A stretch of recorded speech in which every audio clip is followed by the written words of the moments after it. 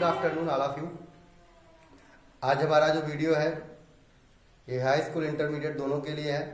इसमें हम लेंस की फोकस दूरी का कॉमन फार्मूला, लेंस का रेखीय आवर्धन, लेंस की क्षमता के बारे में चर्चा करेंगे।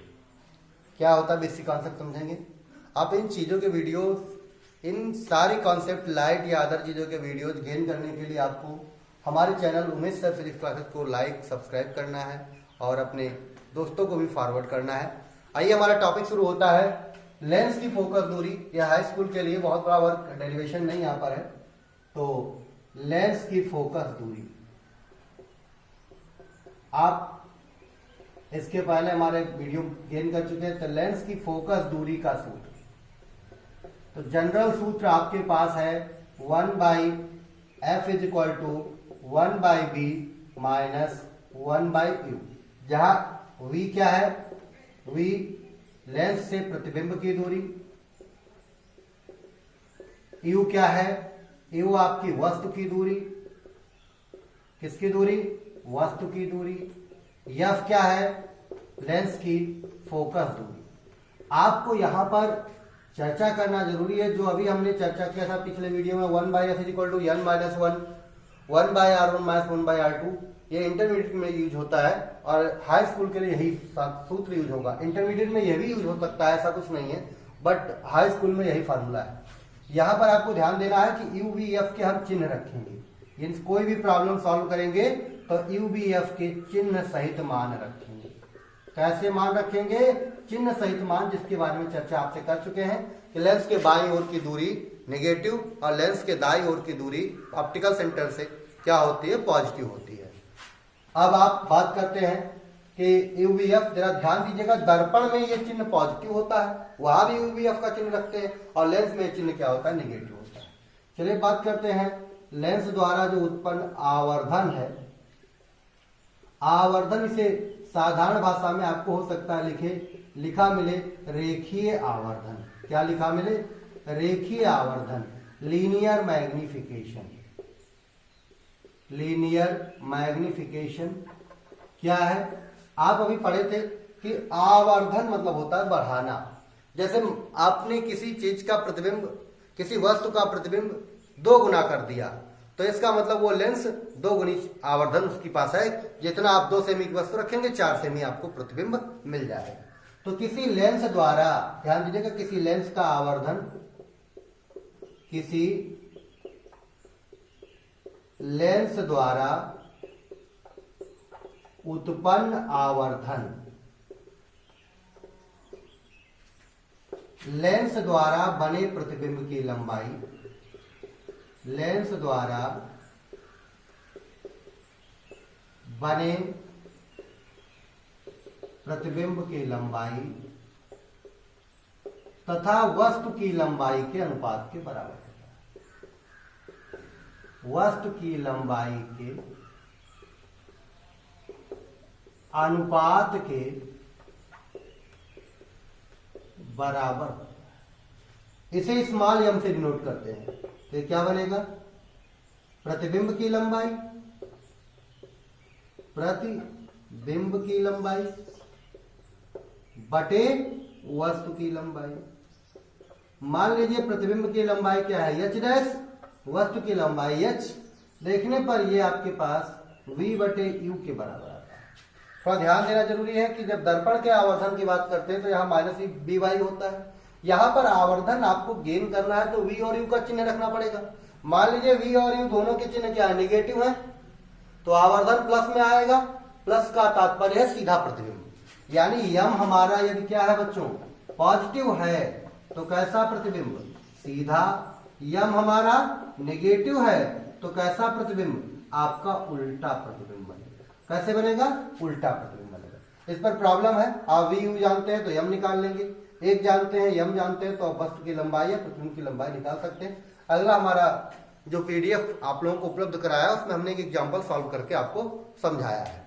अभी मान लीजिए कि आपके पास एक से अधिक लेंस रखे हों तो उनका कंबाइंड आवर्धन हमारे पास क्या बनेगा, हर एक लेंस के रेखीय आवर्धन का गुणा कर दीजिए। क्या करिए, इनके गुणनफल के बराबर होता है। यानी जितने भी लेंस रखे हों सबके रेखीय आवर्धन का गुणा कर दीजिए, तो संपर्क में रखे लेंसों का परिणामी आवर्धन आपको मिल जाएगा। अब बात करते हैं हमारे पास लेंस की क्षमता, किसकी बात करेंगे? लेंस की क्षमता। लेंस की क्षमता क्या है, इस पर हम आपसे चर्चा कर लेते हैं।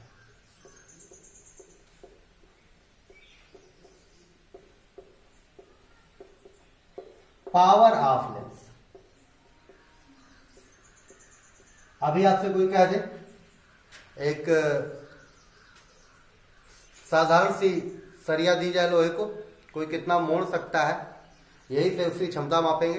तो यहाँ पर लेंस कोई सरिया को मोड़ने कार्य नहीं करता है, लेकिन लेंस की क्षमता का तात्पर्य है कि वह प्रकाश की किरणों को कितना अधिक मोड़ लेता है।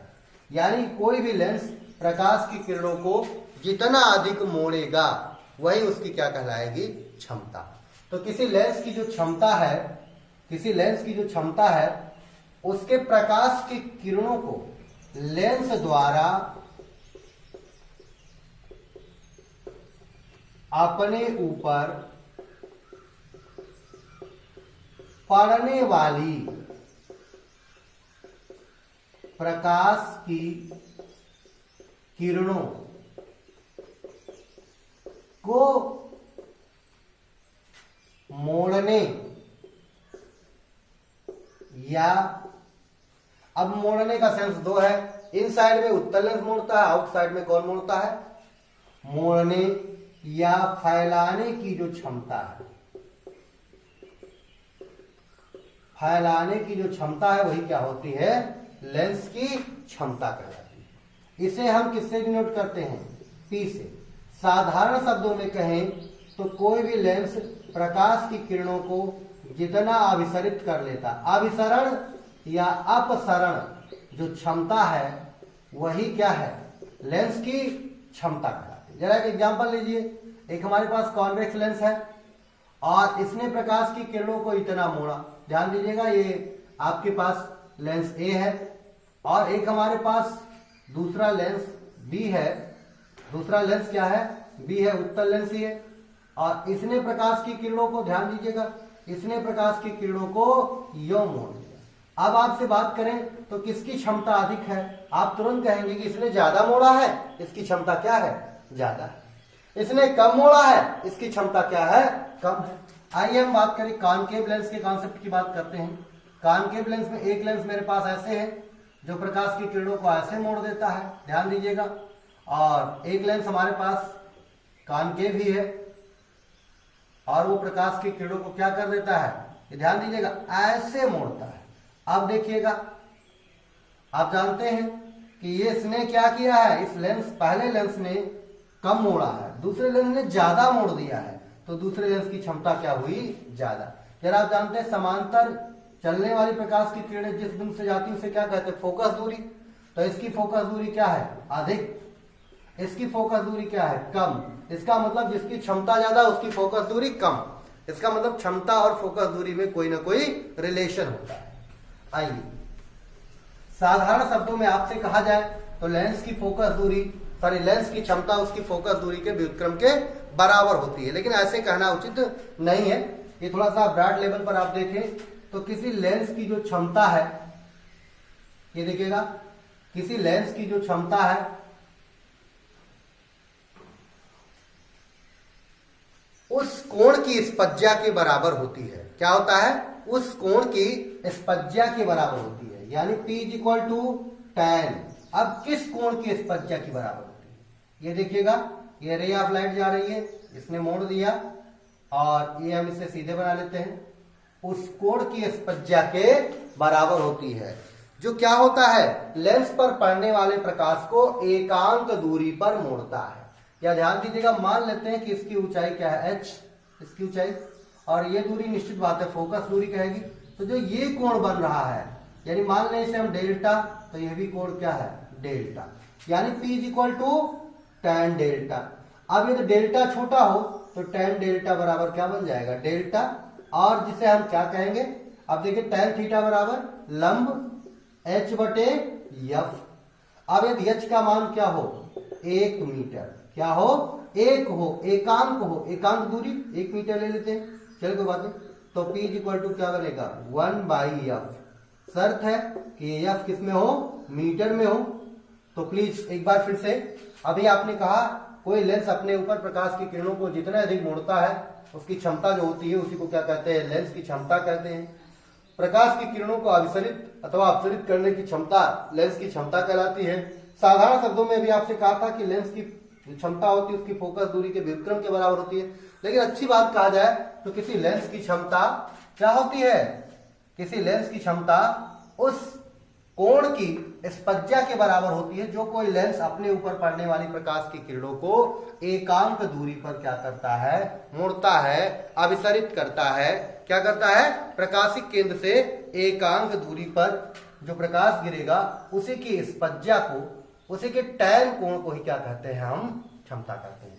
बट बच्चों आपको साधारण भाषा में कहा जाए लेंस की जो क्षमता होती है उसकी फोकस दूरी के क्या होती है, व्युत्क्रम के बराबर होती है। इसका मात्रक जो होता है, प्रचलित मात्रक है डायाप्टर।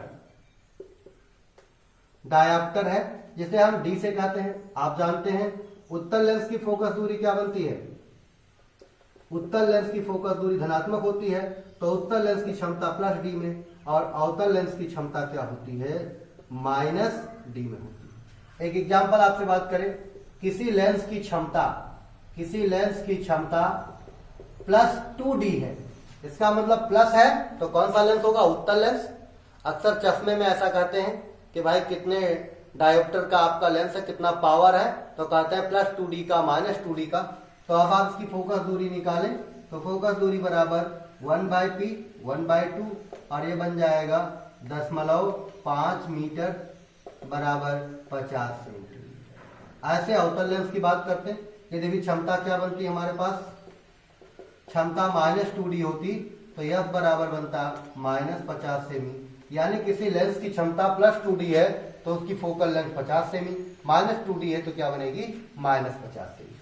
तो प्लीज अब आप एक और भी बात रहेगी कि मान लीजिए ऐसे एक लेंस है, ऐसे दूसरा रखा हो इसके कांटेक्ट में, तीसरा रखा हो, ऐसे कई लेंस रखे हो तो इनकी कंबाइंड फोकल लेंथ इन सभी लेंसों की क्षमताओं के एल्जेब्रिक सम के इक्वल होती है। P equal to P1 plus P2 plus P3 क्या होती है, P equal to P1 plus P2 plus P3। और इस प्रकार कंबाइंड लेंस की क्षमता भी हमारे पास आ जाएगी। Thank you.